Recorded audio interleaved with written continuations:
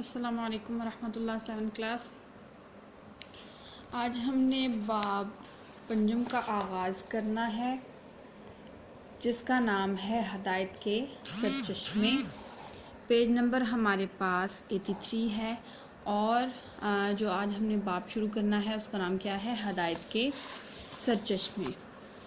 سب سے پہلے ہم بات کرتے ہیں کہ ہدایت کے سرچشمے سے کیا مراد ہے. ہدایت کے سرچشمے سے مراد وہ شخصیات ہیں جن سے ہم ہدایت حاصل کر سکتے ہیں، یعنی کہ مشاہیر اسلام سے مراد بھی یہی ہے کہ اسلامی تاریخ میں وہ شخصیات کہ جن سے ہم قیامت تک کے لیے رہنمائی حاصل کر سکتے ہیں کہ ہم کس طرح سے زندگی گزاریں.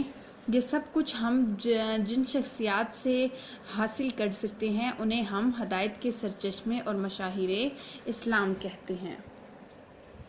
اب ہم بات کرتے ہیں کہ ان کا مطالعہ کیوں ضروری ہے. ان کا مطالعہ اس لیے ضروری ہے کہ جب ہم ان کے بارے میں پڑھتے ہیں تو ہمیں بھی یہ بات محسوس ہوتی ہے کہ ہمیں بھی ان کی طرح زندگی گزارنی چاہیے اور ان سے ہدایت حاصل کر کے ان کی جو ہدایات ہیں، انہوں نے جس طرح سے زندگی گزاری ہے، ان تمام طریقوں کو اپنی زندگی میں لاگو کریں. اسی طرح کی جو شخصیات ہیں ان میں سے ایک شخصیت جو ہمیں دی گئی ہے پہلے سبق میں، وہ کون سی ہے؟ حضرت عائشہ صدیقہ رضی اللہ تعالی عنہا. اور پیج نمبر ہمارے پاس آج 83 ہے. اس سبق کا لیکچر نمبر 1 ہے. سب سے پہلے ہم بات کرتے ہیں حضرت عائشہ صدیقہ رضی اللہ تعالی عنہا کون ہیں. یہ حضرت ابو بکر صدیق رضی اللہ تعالی عنہ کی بیٹی ہیں اور یہ حضور اکرم صلی اللہ علیہ وآلہ وسلم کی بیوی بھی ہیں.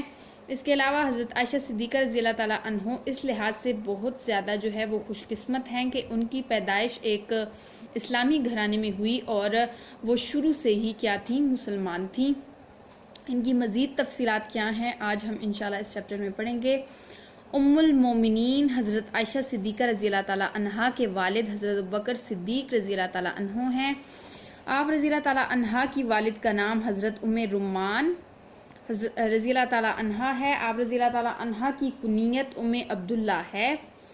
اعلان نبوت کے چوتھے سال حضرت عائشہ صدیقہ رضی اللہ تعالی عنہا مکہ مکرمہ میں پیدا ہوئی، یعنی کہ جب حضور اکرم صلی اللہ علیہ وسلم نے نبوت کا اعلان کیا تو اس کے چوتھے سال، اعلان نبوت کرنے کے بعد جو چوتھا سال آیا اس سال میں حضرت عائشہ صدیقہ رضی اللہ تعالیٰ عنہ پیدا ہوئی. آپ رضی اللہ تعالیٰ عنہ کو یہ سعادت حاصل ہے کہ آپ رضی اللہ تعالیٰ عنہ نے ایک مسلمان گھرانے میں آنکھ کھولی.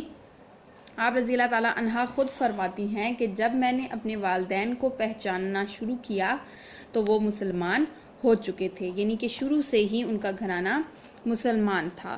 بچپن میں محلے کی لڑکیاں حضرت عائشہ صدیقہ رضی اللہ تعالیٰ عنہا کے پاس جمع رہتی اور آپ رضی اللہ تعالیٰ عنہا کے ساتھ کھیلا کودا کرتی تھی اور گڑیا کے ساتھ کھیلنا اور جھولا جھولنا آپ رضی اللہ تعالیٰ عنہا کو بہت زیادہ پسند تھا. ہجرت سے پہلے مکہ مکرمہ میں حضرت عائشہ صدیقہ رضی اللہ تعالیٰ عنہا کا نکاح رسول اللہ صلی اللہ علیہ وآلہ وسلم سے ہوا. رخصتی ہجرت کے بعد مدینہ منورہ میں ہوئی، یعنی کہ ہجرت سے پہلے ہی حضور اکرم صلی اللہ علیہ وسلم کا نکاح حضرت عائشہ صدیقہ سے ہو گیا تھا، لیکن ہجرت کرنے کے بعد رخصتی ہوئی. حضرت عائشہ صدیقہ رضی اللہ تعالیٰ عنہ جس گھر میں رخصت ہو کر آئی تھیں وہ کوئی عالی شان عمارت نہ تھی بلکہ بنو نجار کے محلے میں آپ رضی اللہ تعالیٰ عنہ رہتی تھی. جو بنو نجار کا محلہ تھا اس میں آپ نبی اکرم صلی اللہ علیہ وسلم جو تھے انہوں نے مسجد نبی صلی اللہ علیہ وسلم کے چاروں طرف ازواج مطہرات کے لیے متعدد حجرے بنا رکھے تھے اور ان میں سے ایک حجرہ حضرت عائشہ صدیقہ رضی اللہ تعالیٰ عنہ کو دیا گیا تھا اور حضرت عائشہ صدیقہ رضی اللہ تعالیٰ عنہ اس میں رہا کرتی تھیں. حضرت عائشہ صدیقہ رضی اللہ تعالیٰ عنہ نے رسول اللہ صلی اللہ علیہ وسلم کے ساتھ نہایت مثالی زندگی بسر کی.